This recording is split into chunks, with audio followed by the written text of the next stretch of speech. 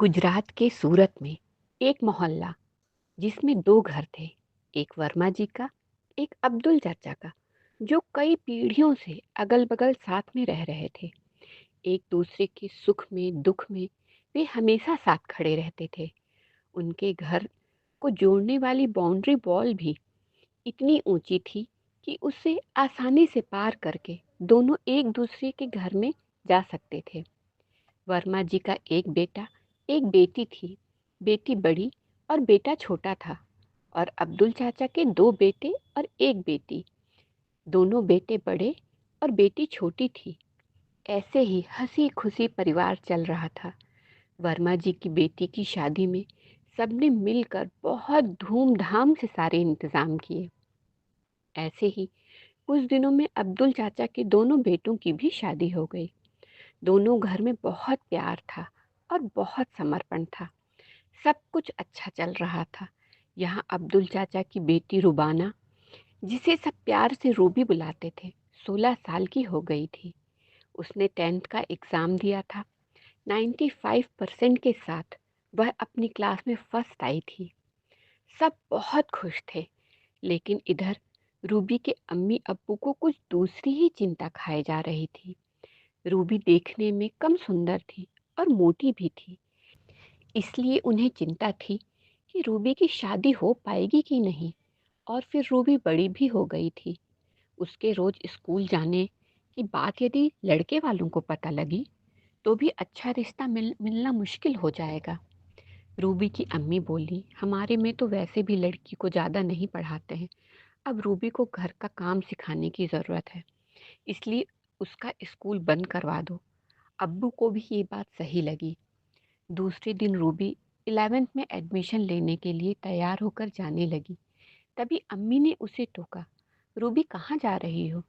Ruby ने कहा, माँ 11th में एडमिशन लेना है, उसके लिए जा रही हूँ। तभी अब्बू और अम्मी एक साथ बोले कि बस बेटा, अब पढ़ाई बंद करो, क्योंकि अब बड़ी हो गई हो, घर का काम सीखना ज़रूरी है, नहीं तो अच्छा रिश्ता नहीं मिलेगा।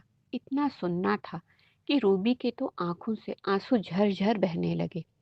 उसने बहुत विनती की, बहुत समझाया कि मैं पढ़ाई नहीं छोड़ सकती, मुझे पढ़ना बहुत अच्छा लगता है, और जब मैं अपने पैरों पर खड़ी हो जाऊंगी फिर उसके बाद खुद रिश्ते लेकर लड़के वाले आएंगे।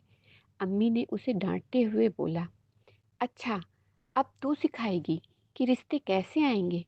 चुपचाप घर में रहकर काम सीख, वही काम आएगा। रूबी रोते हुए अंदर चली गई। एक हफ्ता बीत गया, पर न रूबी ठीक से खाती थी, न पीती थी, न किसी से बात करती थी। बस पूरे टाइम रोती रहती थी। फिर एक दिन अम्मी आई और बोली, बेटा हम तेरे दुश्मन तो नहीं, तेरा अच्छा ही सोच रहे हैं, और कौन सा अभी निकाह कर देंगे। अभी 2 साल घर का काम सीख ले, फिर रिश्ता ढूंढेंगे। उधर रूबी को ना दिखाई देने से एक दिन मिसेस वर्मा पूछी, रजिया क्या बात है, आजकल रूबी दिखाई नहीं देती? उसके तो 10th में इतने अच्छे नंबर आए हैं, उसको तो अब कॉम्पिटिटिव एग्ज़ाम की तैयारी करनी चाहिए, घर में क्या खुशी रहती है? रजिया बोली, नहीं नहीं आपा, हमारे यहाँ लड़कियों को ज़्यादा पढ़ाते नहीं हैं।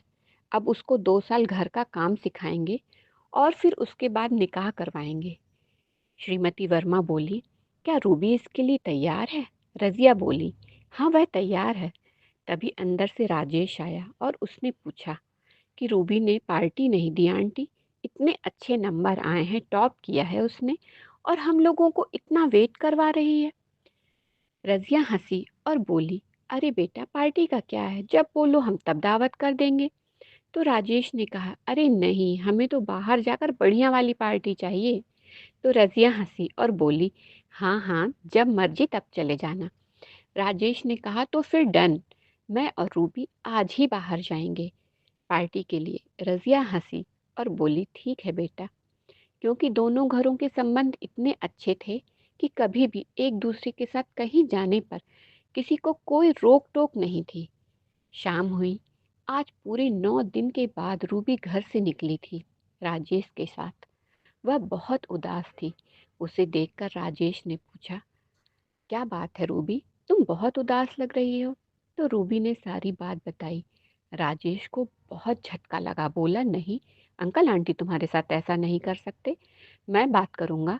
रूबी ने कहा बात करने का कोई फायदा नहीं, वह नहीं मानेंगे, शायद मेरी किस्मत में यही लिखा है।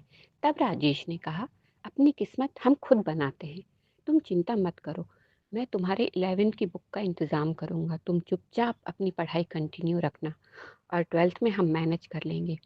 यह सुनकर रूबी की खुशी का ठिकाना नहीं रहा। क्या राजेश भाई आप सच बोल रहे हैं, आप मेरी हेल्प करेंगे? राजेश ने कहा हाँ, तुम इतनी स्कॉलर लड़की हो, इस तरह तो तुम्हारी पढ़ाई मैं नहीं छूटने दूंगा। और फिर राजेश ने उसकी हर तरह से हेल्प की।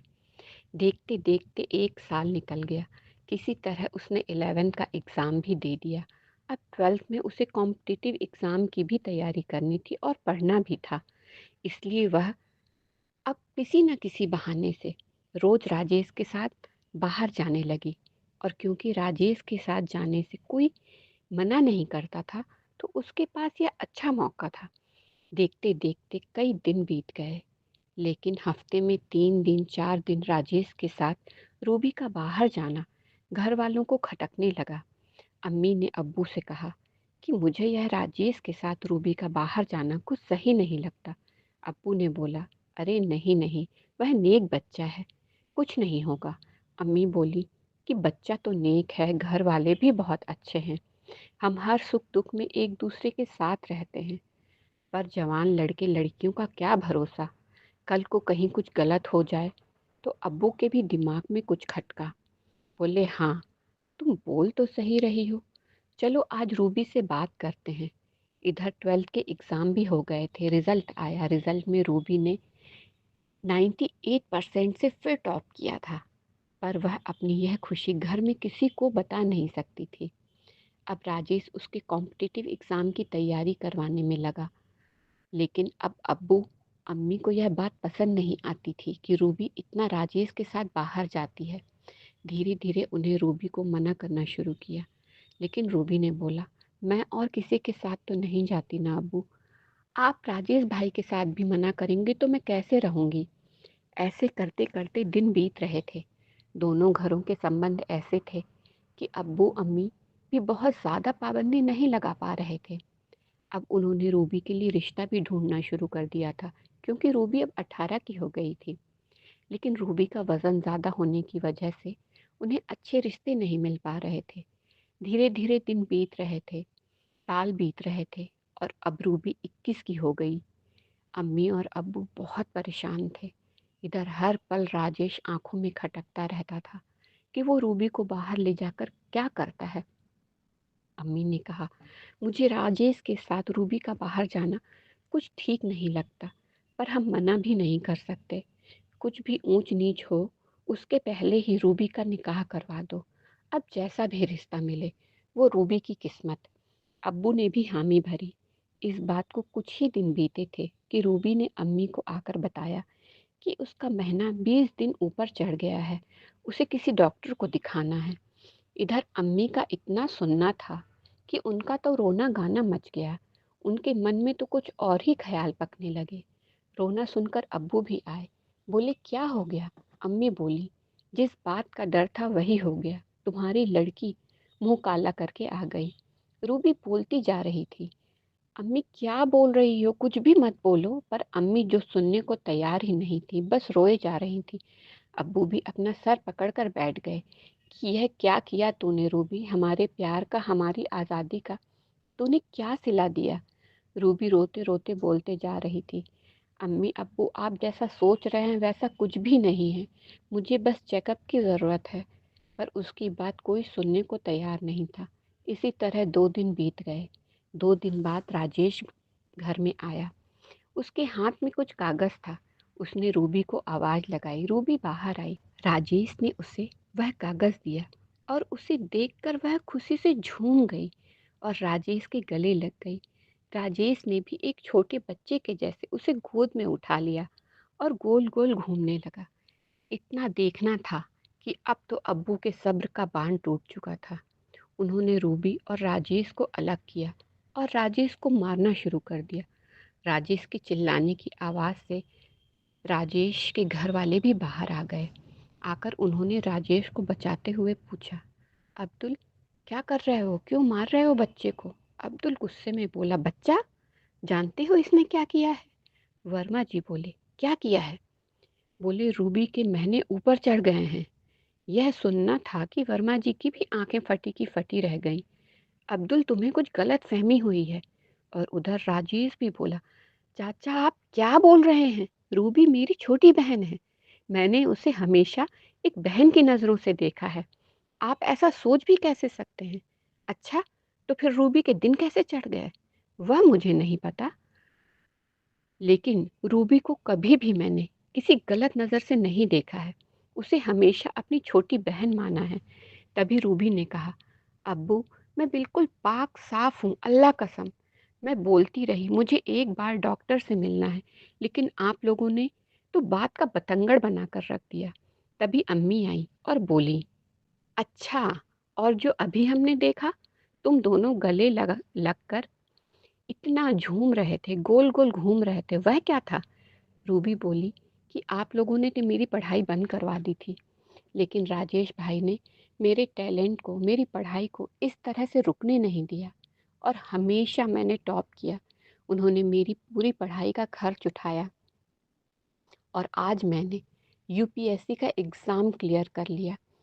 भाई उसी का रिज़ल्ट दिखाने मेरे पास आए थे और इसलिए मैं खुशी के मारे राजेश भाई के गले लग गई थी। और रही बात मेरे दिन चढ़ने की, तो अभी चलिए डॉक्टर के पास, सच सामने आ जाएगा। सब डॉक्टर के पास गए तो पता चला रूबी को पीसीओडी हो गया है, इसलिए पीरियड लेट हो गए हैं। अब अम्मी अब्बू शर्मिंदगी से सर झुकाए खड़े थे। अब्बू ने आगे बढ़कर राजेश भाई से माफ़ी मांगी तो राजेश भाई ने कहा, एक लड़की का पिता होना बहुत कठिन है चाचा, मैं समझता हूँ, पर आज आपसे कुछ मांगना चाहता हूँ। यदि आप बोलें तो मांगो। अब्दुल चाचा ने बोला, हमें और शर्मिंदा ना करो, जो मांगना है मांगो बेटा। राजेश ने कहा, रूबी ने यूपीएससी का एग्ज़ाम क्लियर कर लिया है, उसे इसे पूरा कर लेने दीजिएगा। अब्बू बोले, हम अपनी ही बेटी को नहीं समझ पाए और तुमने बहन मानकर उसका इतना साथ दिया। अब तुम जैसा चाहोगे वैसा ही होगा। इस तरह एक भाई ने अपनी बहन की ज़िंदगी बना दी। ये कहानी हमें सीख देती है कि रिश्ता खून से नहीं, दिल से होना चाहिए। ये कहानी आपको कैसी लगी ज़रूर बताइएगा। ये मेरी स्वयं की रचना है। साथ ही छत वाला कमरा, पापा को घर से निकालते ही क्या हुआ, कमरे में बंद बहन के साथ भाई क्या करता था, कोठा, रेड लाइट एरिया संघर्ष, देवर जी मैं आपके बड़े भाई की पत्नी हूँ, बिना कुछ हुए मैं प्रेग्नेंट कैसे हो गई, जीजा और साली बंद कमरे में, सासू जी मुझे पठानी बाबा के पास क्यों लेकर गई, माँ रोज रात में काम पर कहाँ और क्यों जाती है, शादी की पहली रात बहू को अस्पताल ले जाना पड़ा, करवा चौथ का एक गिलास पानी, ससुर जी की देन। ऐसी बहुत सी कहानियाँ मेरी स्वयं की रचनाएं हैं। यदि आपको पसंद आए तो मेरे चैनल को लाइक, शेयर, सब्सक्राइब कर मुझे सहयोग प्रदान करें। धन्यवाद।